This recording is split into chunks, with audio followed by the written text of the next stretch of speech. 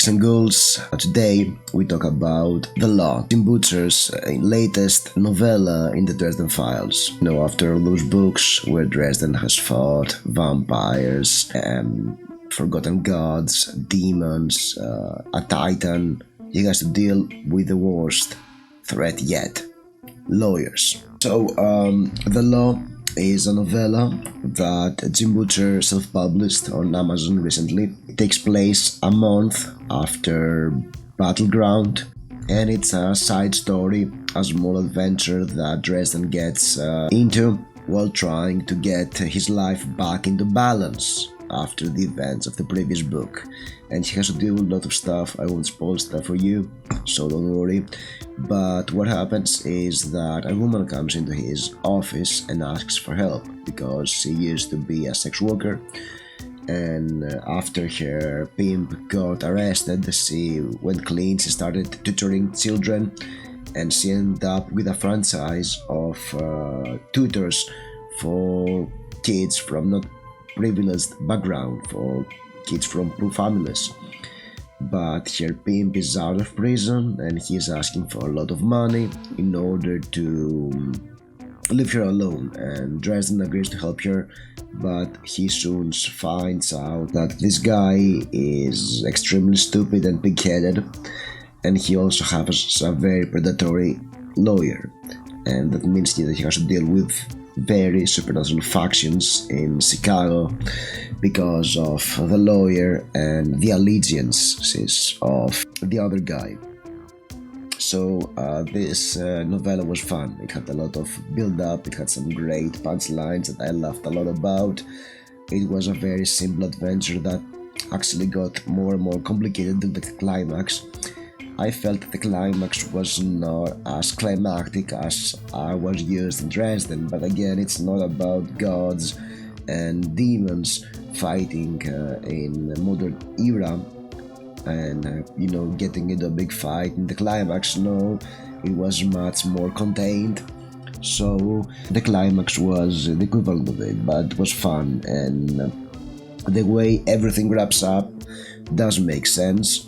What is really important, yes, it's a fun reminder of what a badass Dresden is, and what it's like to read some Dresden adventure where the fate of the universe is not at stake like in the previous books.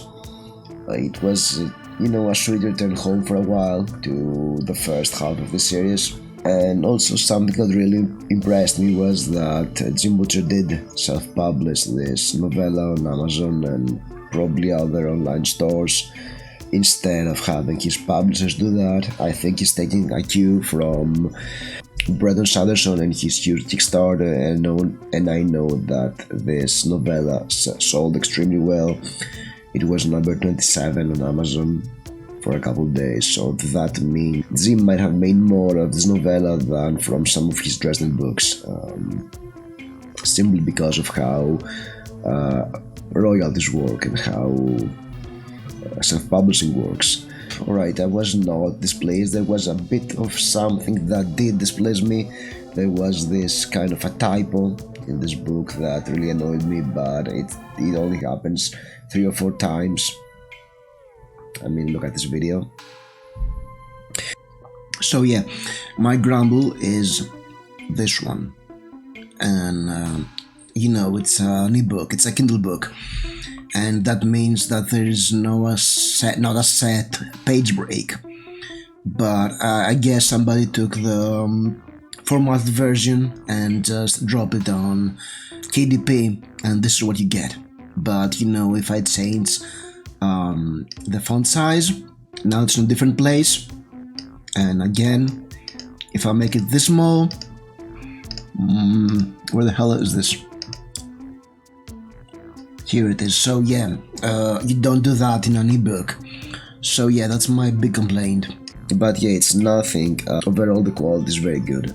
It's the Jim Butcher we do love to read, and that will occasionally break our hearts with what's happening in his books. But we keep coming for more, like the masochists we are.